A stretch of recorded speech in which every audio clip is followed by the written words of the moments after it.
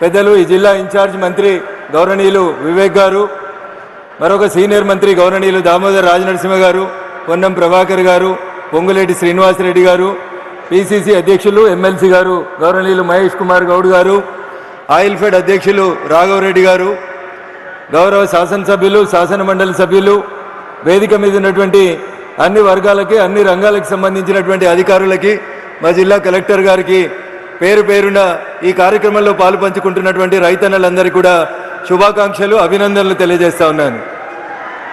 ఎద్దేడిచిన యువసం, రైతేడిచిన రాజ్యం బాగుపడదని, తెలంగాణ రాష్ట్రం వస్తే తెలంగాణ రాష్ట్రంలో రైతన్నల కష్టాలు గోసలు తీరుతాయని, ఈ ప్రాంతం సస్యశ్యామలంగా మారుతుందని అనేక ఆశలు కలలు కన్నాం.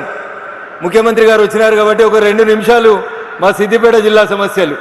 మనం కూర్చుంటున్నటువంటి ఈ ప్రాంతానికి పక్కనే కొండపాక ఒక మండలం ఉంటుంది. ముఖ్యమంత్రి గారు తపాసుపల్లి అనే రిజర్వాయర్ నుంచి నీళ్లు తీసుకొచ్చి గజ్వేల్ శాసనసభ నియోజకవర్గ పరిధిలో ఉన్న అన్ని గ్రామాలకి నీళ్లు ఇస్తామని చెప్పి తపాసుపల్లి రిజర్వాయర్ని ప్రారంభించి కొండపాక మండల పరిధిలో ఉన్నటువంటి బందారం, ఇతర గ్రామాల ఒక 8 గ్రామ పంచాయతీలు, చివరిగా ఉన్నటువంటి గ్రామ పంచాయతీలకి 10 సంవత్సరాల నుంచి నీళ్ళు ఇవ్వట్లేదు.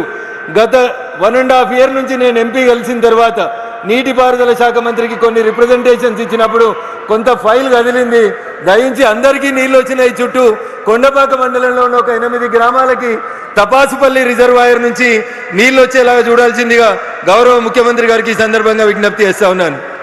పిసిసి అధ్యక్షులుగా మీరు, అప్పటి భారతీయ జనతా పార్టీ రాష్ట్ర ప్రధాన కార్యదర్శిగా నేను మల్లన్న సాగర్ ప్రాజెక్టు నిర్మాణం జరుగుతున్నప్పుడు మేము ఆ ప్రాంతాల్లో ఉన్నటువంటి పల్లెల్లో నిద్ర చేసి మల్లన్న సాగర్ పూర్తయితే దుబ్బాక శాసనసభ నియోజకవర్గంలో ఉన్నటువంటి ప్రతి పొలానికి నీళ్ళు వస్తాయని, నష్టపోయినటువంటి రైతన్నకి నష్టపరిహారం సరైన రీతిలో అందిస్తామని చెప్పి ఆ రోజు ప్రతిపక్ష నేతలుగా మేమందరం కొట్లాడడం జరిగింది.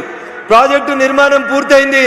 కానీ ఏ దుబ్బాక నియోజకవర్గం అయితే మల్లన్న సాగర్ 50 టీఎంసీల నీళ్లు కట్టడానికి భూమిని కోల్పోయిందో, ఆ దుబ్బాక శాసనసభ నియోజకవర్గంలో ఇంకా చాలా గ్రామాలకి కాలువలు రాలేదు, చెరువుల ద్వారా నీళ్లు అందించడం జరగట్లేదు. కాబట్టి దయచేసి ఈ 2 రిజర్వాయర్లకు సంబంధించినటువంటి అంశాన్ని ఇప్పుడు నేను మీకు ఒక రిప్రజెంటేషన్ ఇస్తా ఉన్న ముఖ్యమంత్రి గారు హైదరాబాద్ వెళ్ళిన తర్వాత దయచేసి నీటిపారుదల శాఖ మంత్రితో మాట్లాడి మాకు ఈ 2 రిజర్వాయర్లకు సంబంధించినటువంటి నీటి కోస తీర్చాలని, మొదటిసారి మీరు సిద్దిపేట జిల్లాకి, సిద్దిపేట ప్రాంతానికి మొదటిసారి వచ్చినారు కాబట్టి ఈ ప్రాంత రైతన్నల కష్టాన్ని మీ దృష్టికి తీసుకొస్తా ఉన్నాం.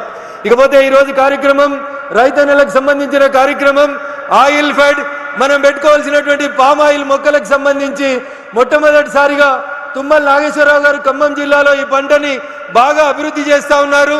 సిద్దిపేట ప్రాంతానికి ఈ పంటను తీసుకురావాలని చెప్పి గత ప్రభుత్వ హయాంలో కొన్ని చర్యలు తీసుకున్నప్పుడు రైతన్నలు భయపడి ముందుకు రాక ఈ ఫామ్ ఆయిల్ చెట్లు పెట్టుకోవడానికి ఇబ్బంది పడుతున్నప్పుడు నేను అప్పుడే కొత్తగా గెలిచినటువంటి దుబ్బాక శాసనసభ్యునిగా నాకు పూర్వీకుల నుంచి సంక్రమించిన 16 ఎకరాల వ్యవసాయ భూమిలో పామ్ ఆయిల్ సాగు చేయడంతో పాటు మా దుబ్బాక రైతన్నలందరినీ కూడా ఖమ్మం జిల్లా అశ్వరావుపేటకు పంపించి సిద్దిపేట జిల్లా రైతాంగం పామాయిల్ వైపు అడుగులు వేసే రీతి లోపల మేము రైతన్నలకు ఆ రోజు చేదోడు వాదోడుగా నిలబడ్డాం.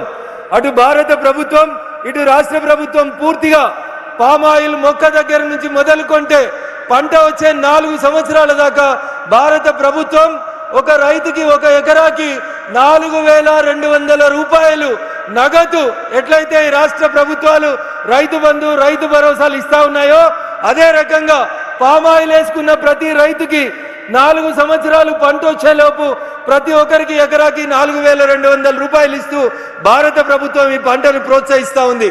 అన్న చాలా మంది వేసిర్రు, ఇంకా మేము వేయాలన్నా, ఇప్పటికే